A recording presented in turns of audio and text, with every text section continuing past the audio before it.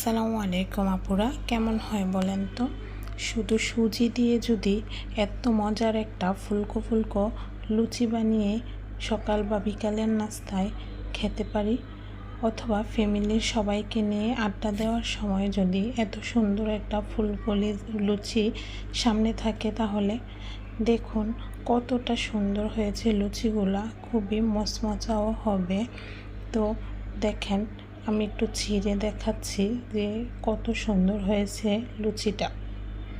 একদম ভিতরটা ফুলে খালি খালি হয়ে গেছে। এটা আপনারা খালি খালি খেতে পারবেন, কারণ এটা একটু ঝাল ঝাল হবে। তো আমি প্যানের মধ্যে একটু বাটার অথবা ঘি, যে কোনো একটা দেওয়া যাবে, দিয়ে 1 কাপ সুজি দিয়ে এটা একটু ভেজে নেব। ভাজার পর এখানে 1 কাপ দুধ আর একটু পরিমাণ মতো লবণ দিয়ে দেব। তো এটাকে ভালো করে নেড়ে চেড়ে জাল করে শুকিয়ে একদম একটা ডো তৈরি করে নেব। ডোটা হালকা কুসুম গরম হয়ে গেলে অন্য একটা আলাদা বাটিতে নিয়ে নেব। তারপর এটা ভালো করে ময়ান দিয়ে ভালো করে একদম মসৃণ একটা ডো তৈরি করে নেব।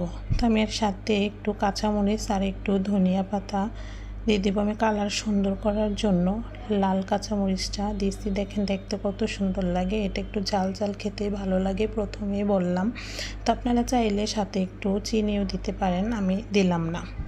তো এটা ভালো করে হাতে নিয়ে একটা ডো নিয়ে এভাবে বড় করে বেলে, যেভাবে আমরা সাধারণ রুটি খাই ওই রকম পাতলা করে বেলে নেবেন। চাইলে ছোট ছোট করে নিতে পারেন, অথবা বড় করে এভাবে কাটার দিয়ে কেটে নিতে পারেন, অথবা স্টিলের মগ বা বাটি যা হাতের কাছে থাকে তাই দিয়ে করে নিতে পারেন।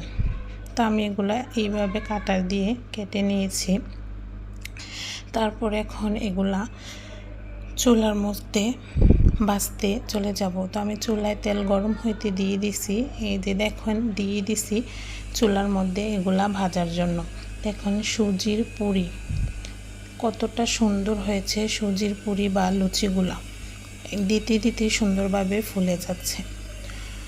তো আপনাদের যদি ভালো লেগে থাকে বাসার মধ্যে ট্রাই করবেন, আর ভালো হলে জানাবেন কিন্তু অবশ্যই। সাথে থাকবেন, পাশে থাকবেন, সুন্দর সুন্দর রেসিপি দেখার জন্য শেয়ার করে দিবেন, কমেন্ট করে যাবেন। সবাইকে জানাচ্ছি অসংখ্য ধন্যবাদ। আসসালামু আলাইকুম।